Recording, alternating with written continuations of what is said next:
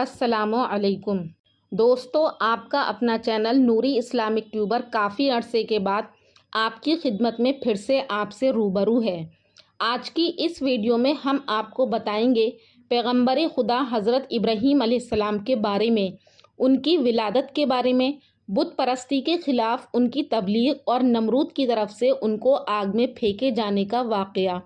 اس video کو آخر تک ضرور دیکھیے گا۔ حضرت ابراہیم علیہ السلام جو اللہ کے برگزیدہ نبی اور پیغمبر ہیں، جن کو خلیل اللہ یعنی اللہ کا دوست کہا جاتا ہے، آپ عراق کے قصبہ ار میں پیدا ہوئے اور حضرت ابراہیم علیہ السلام 3 بڑے مذہب یہودی، عیسائی اور اسلام کے عظیم پیغمبروں میں سے ایک ہیں۔ یہودی اور عیسائی بھی حضرت ابراہیم علیہ السلام کو اپنا پیشوا مانتے ہیں اور مذہب اسلام میں حضرت ابراہیم علیہ السلام کو بڑی قدر کی نگاہ سے دیکھا جاتا ہے۔ چنانچہ قرآن کریم میں ایک سورہ حضرت ابراہیم علیہ السلام کے نام سے موسوم ہے۔ قرآن میں کہیں پر انہیں امت اور امام الناس کے لقب سے پکارا گیا ہے اور متعدد جگہ پر حنیف بھی کہا گیا ہے اور مسلم بھی کہا گیا ہے۔ تاریخ کی کتابوں میں اور تورات کے اندر ابراہیم علیہ السلام کے والد کا نام طارق بتایا گیا ہے، لیکن قرآن عزیز آپ کے والد کا نام آزر بتاتا ہے اور علماء کا خیال ہے کہ یہ دونوں نام ایک ہی شخصیت کے ہیں اور آپ کے والد نجاری کا پیشہ کرتے اور اپنی قوم کے لوگوں کے لیے لکڑی کے بت بناتے اور ان کو بیچا کرتے تھے۔ حضرت ابراہیم علیہ السلام کو بچپن سے ہی قلب سلیم عطا کیا گیا تھا۔ انہوں نے کبھی بھی بتوں کی پرستش نہیں کی تھی، کیونکہ وہ جانتے تھے کہ یہ بت لکڑی کے ہیں، نہ کسی کی پکار کو سن سکتے ہیں اور نہ کسی کا جواب دے سکتے ہیں۔ نمرود ملک بابل کا بادشاہ تھا۔ بابل کا موجودہ نام اب عراق ہے۔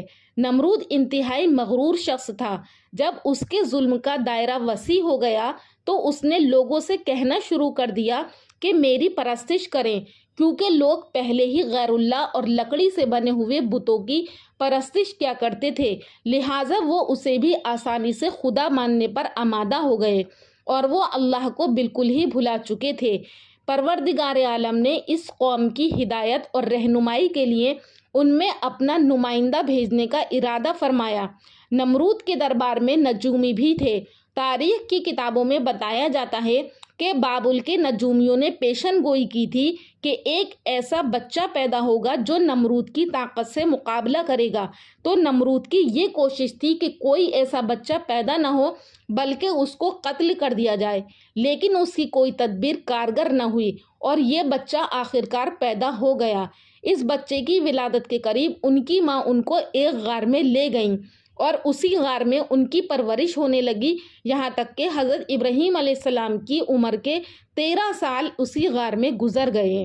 اور ادھر ابراہیم علیہ السلام کے والد آزر لکڑی کے بت بناتا، ان کو خود پوجتا اور لوگوں کے ہاتھوں فروخت کراتا تھا۔ جب حضرت ابراہیم علیہ السلام غار سے نکل کر شہر میں گئے اور اپنے باپ آزر کے پاس پہنچے تو آزر نے حضرت ابراہیم علیہ السلام کو بھی اپنے بیٹوں کے ساتھ بت بیچنے کے لیے بھیج دیا۔ حضرت ابراہیم علیہ السلام نے بتوں کے گلے میں رسی باندھی اور انہیں زمین پر گھسیٹتے ہوئے لے گئے، جس سے وہ مٹی، کیچڑ اور کوڑا کرکٹ سے آلودہ ہو گئے۔ پھر آواز لگائی کہ اے لوگو، آؤ اور مجھ سے وہ بت خریدو جو بے جان ہیں اور کوئی نفع یا نقصان نہیں پہنچا سکتے۔ بتوں کے ساتھ حضرت ابراہیم علیہ السلام کا یہ سلوک بت پرستوں کی نظر میں بے حد توہین آمیز تھا۔ پھر بات یہاں تک آ پہنچی کہ آزر نے حضرت ابراہیم علیہ السلام کو اس بارے میں سختی کی۔ ایک دن حضرت ابراہیم علیہ السلام نے پھر اپنے والد سے پوچھا کہ آپ لکڑی اور مٹی کے بت بناتے ہیں جو نہ بول سکتے ہیں اور نہ سن سکتے ہیں، نہ آپ کو کوئی نفع یا نقصان پہنچا سکتے ہیں۔ تو آزر نے چونک کر پوچھا، کیا تم ہمارے خداؤں کے مخالف ہو؟ دیکھو آئندہ اس طرح کی بات زبان پر نہ لانا ورنہ تمہیں سزا ہوگی۔ اس کے بعد حضرت ابراہیم علیہ السلام لوگوں سے مخاطب ہوئے اور کہا کہ پرستش اور سجدے کے لائق نہ نمرود ہے اور نہ یہ بت ہیں، عبادت کے لائق صرف اللہ تعالیٰ کی ذات ہے، جس نے ساری کائنات کو بنایا، جس نے پوری دنیا کو پیدا کیا۔ حضرت ابراہیم علیہ السلام کا نام اور پیغام تیزی سے پھیلنے لگا۔ لوگ ان کی بات غور سے سننے لگے۔ جب ان کی شہرت نمرود تک پہنچی تو اس نے اپنے دربار کے لوگوں سے پوچھا کہ یہ کون نوجوان ہے جس نے ایک ہنگامہ کھڑا کر دیا ہے۔ درباری بولے اس کا نام ابراہیم ہے جو آزر کے گھر میں جوان ہوا ہے۔ نمرود نے حکم دیا کہ اسے فوراً میرے سامنے پیش کیا جائے۔ نمرود کے بھیجے ہوئے لوگ حضرت ابراہیم علیہ السلام کے پاس آئے اور انہوں نے نمرود کا پیغام انہیں پہنچایا۔ حضرت ابراہیم علیہ السلام نمرود کے پاس پہنچے تو نمرود نے پوچھا، نوجوان تم جس خدا کی بات کرتے ہو وہ کون ہے؟ تو حضرت ابراہیم علیہ السلام نے جواب دیا، میرا خدا وہ ہے جو لوگوں کو زندگی اور موت دینے کی قدرت رکھتا ہے۔ نمرود نے کہا، یہ تو میں بھی کر سکتا ہوں، اور اس نے ایک ایسے مجرم کو آزاد کر دیا جسے موت کی سزا کا حکم سنایا جا چکا تھا، اور ایک ایسے آدمی کو پھانسی دے دی جس کا کوئی جرم نہیں تھا۔ پھر کہنے لگا، اب بولو میرے خدا ہونے میں تمہیں کیا شک ہے؟ میں بھی تو جس کو چاہوں زندگی بخش دوں اور جس کو چاہوں موت بخش دوں۔ تو حضرت ابراہیم علیہ السلام نے اپنے دل میں سوچا کہ اس کو تو زندگی اور موت کا مطلب ہی نہیں پتا۔ پھر فرمایا کہ میرا خدا سورج کو مشرق سے نکالتا ہے اور مغرب میں غروب کرتا ہے، تو اسے مغرب سے نکال کر دکھا۔ نمرود سے اس سوال کا جواب نہ بن سکا اور وہ شرمندہ ہو گیا اور غصہ ہوا اور ابراہیم علیہ السلام کو قتل کرنے کا حکم دیا۔ حضرت ابراہیم علیہ السلام کی والدہ نے نمرود سے کہا کہ بادشاہ سلامت مجھے اجازت دیں کہ میں ابراہیم کو اپنے ساتھ لے جاؤں کیونکہ یہ ابھی ناسمجھ ہے۔ اور آزر بھی بولا کہ بادشاہ سلامت آپ ابراہیم کو گھر جانے کی اجازت دے دیں، میں اسے آپ کی اور بتوں کی توہین سے باز رکھنے کی ضمانت دیتا ہوں۔ نمرود نے کہا، میں تمہاری خاطر اس کو معاف کرتا ہوں، لیکن اگر اس نے آئندہ کوئی ہنگامہ کھڑا کیا تو میں اسے زندہ جلا دوں گا۔ ابراہیم علیہ السلام اس واقعے کے بعد بھی اپنے مشن سے باز نہیں آئے اور انہوں نے ایک دن آزر سے کہا کہ ابا جان یہ بت کیا ہیں جن کو آپ خود بناتے ہیں اور خود پوجتے ہیں اور خود ہی ان کو خدا مانتے ہیں؟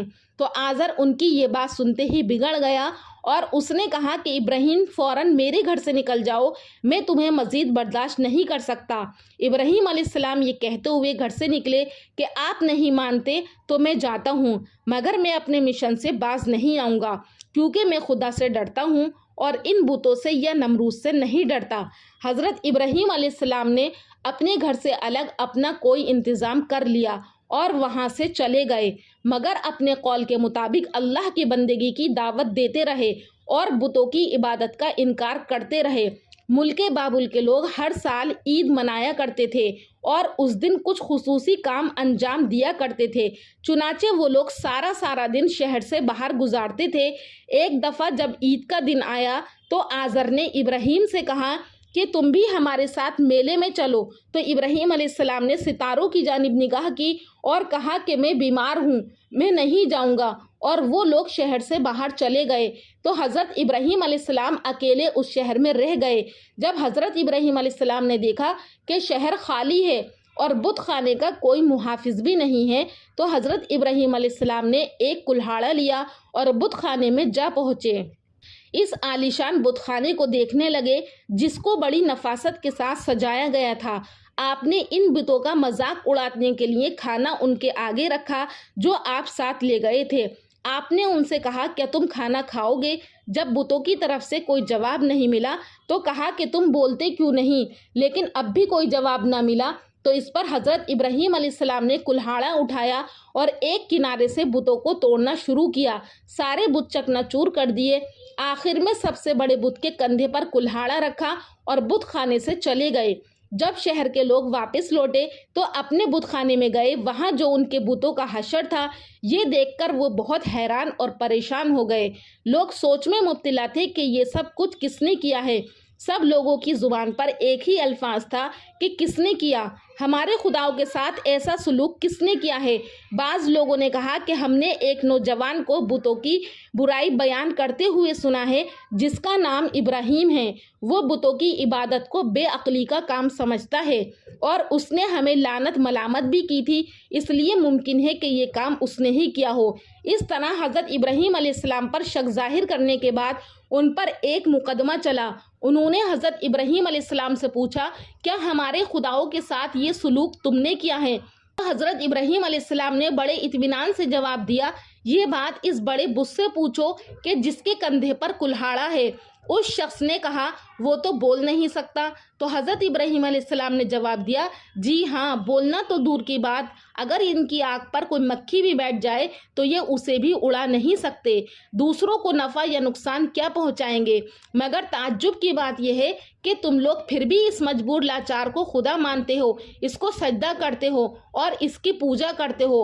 اگر نہیں کرتے تو بس اس خدا کی عبادت نہیں کرتے جس نے ساری کائنات کو پیدا کیا اور جو ہر چیز پر قدرت رکھتا ہے۔ لوگوں نے حضرت ابراہیم علیہ السلام کی باتیں بڑی غور سے سنی اور سوچنے لگ گئے کہ واقعی یہ نوجوان سچ کہتا ہے، سچ مچ لکڑی، مٹی اور پتھر کی مورتیوں میں کیا طاقت ہے۔ لیکن ایک آدمی کے دل پر آپ کی باتوں کا الٹا ہی اثر ہوا۔ وہ بولا کہ ہمارے خداؤں کا یہ حال تم نے ہی کیا ہے؟ آج تم نے ہمارے بتوں کو توڑا ہے، کل ہمارا بت خانہ ہی توڑ ڈالو گے، اس لیے تم جیسے انسان کو زندہ نہیں چھوڑا جا سکتا۔ اس وقت وہاں نمرود کے سپاہی بھی موجود تھے، وہ یہ سب کچھ سن رہے تھے اور اس بات کا انتظار کر رہے تھے کہ دیکھیں نوجوان کے لیے کیا سزا تجویز کی جاتی ہے۔ تو وہاں پر تمام لوگوں نے کہا کہ ابراہیم، تمہارے اس جرم کی سزا یہ ہے کہ تمہیں زندہ جلا دیا جائے گا۔ ابراہیم علیہ السلام نے کہا، میں تمہارے اس فیصلے سے نہیں ڈرتا، زندگی اور موت کا مالک میرا اللہ ہے، میں جو کچھ بھی کہہ رہا ہوں وہ حق ہے اور میرا اللہ سن رہا ہے۔ لوگوں نے حضرت ابراہیم علیہ السلام کو جو فیصلہ سنایا تو نمرود نے بھی اس پر عمل درآمد کرنے کے لیے فوراً تیاری شروع کر دی۔ اس نے اس شہر اور ادھر ادھر کے علاقے میں اعلان کرا دیا کہ حضرت ابراہیم علیہ السلام کو زندہ جلا دیا جائے۔ ناظرین، آج کے لیے بس اتنا ہی۔